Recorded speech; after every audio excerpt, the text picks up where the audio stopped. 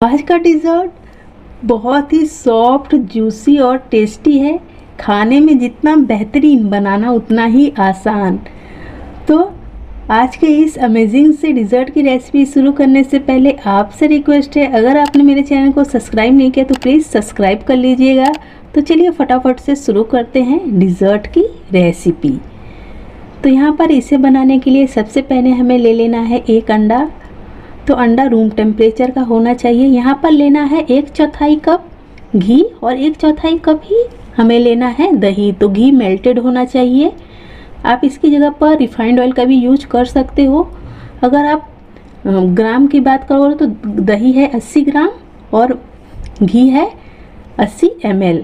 यहाँ पर डाल दिया 1 चम्मच शुगर पाउडर और इन सभी चीज़ों को बहुत ही अच्छी तरह से हमें कर लेना है मिक्स। तो यहाँ पर सारी चीज़ें हो चुकी हैं मिक्स।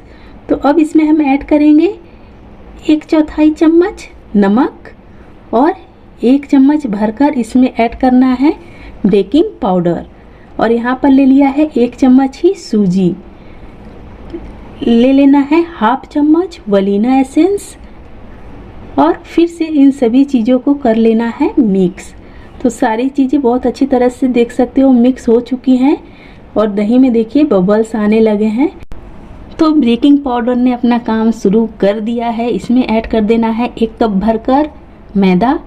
तो ग्राम की बात कीजिएगा तो ये 200 ग्राम मैदा है और इसे अच्छी तरह से हमें कर लेना है मिक्स।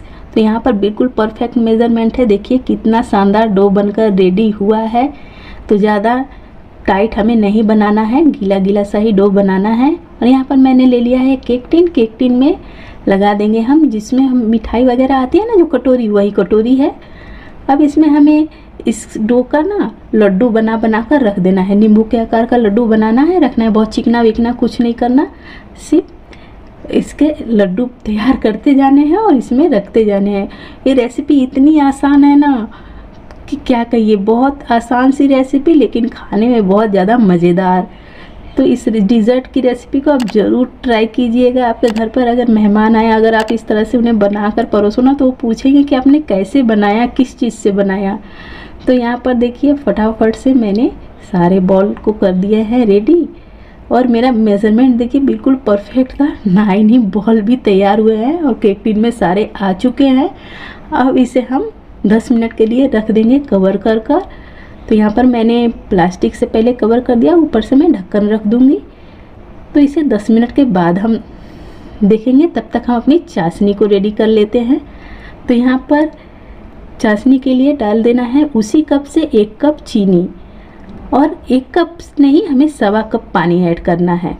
तो यहाँ पर 1 कप डाल दिया और देखिए थोड़ा सा, मतलब 1/4 कप पानी इसमें ऐड कर देना है। और चाशनी हमें क्या बनानी है, चाशनी कुछ नहीं, सिर्फ चीनी को हमें मेल्ट करना है। कोई तार नहीं बनाना, सिर्फ एक उबाल आ जाए, चीनी मेल्ट हो जाए तो इसमें डाल देना है 1/2 चम्मच इलायची पाउडर। और चाशनी हमारी हो गई है रेडी। मतलब देखिए चीनी मेल्ट हो चुकी है, चाशनी में उबाल आ चुके हैं। तो इसे हम रख देते हैं ठंडा होने के लिए। यहाँ पर मैंने ले ली है कढ़ाई। कढ़ाई में डाल देना है 1 कप के लगभग में नमक और नमक को मैंने फैला दिया। अब इसमें मैंने गैस वाला, जो गैस के ऊपर का ये आता है ना, वही वाला डाल दिया। इसमें स्टैंड डालने पर ज़्यादा ऊंचा हो जाता है।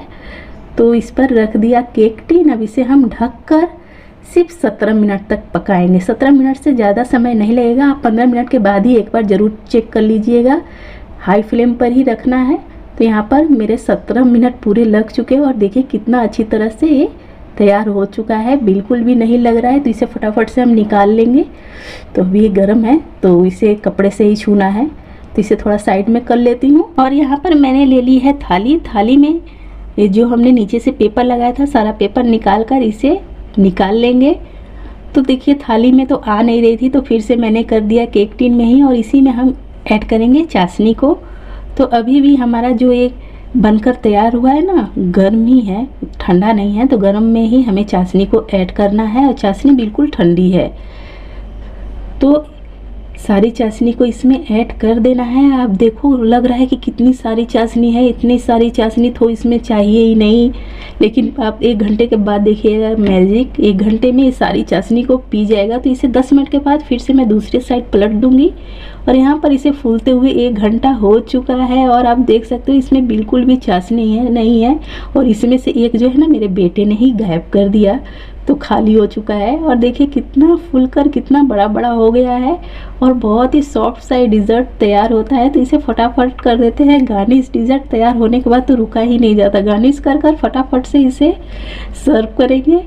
तो मैं एक आपको काट कर दिखलाती हूँ। देखिए कितना सॉफ्ट, कितना दानेदार ये बनकर रेडी हुआ है। और आप देखो इसका टेक्सचर बहुत ही लाजवाब, बहुत ही टेस्टी सा डिज़र्ट बनकर रेडी होता है। अगर आपको मेरी ये सिंपल सी रेसिपी पसंद आई हो तो प्लीज़ मेरे चैनल को सब्सक्राइब कीजिएगा, लाइक कमेंट शेयर करना मत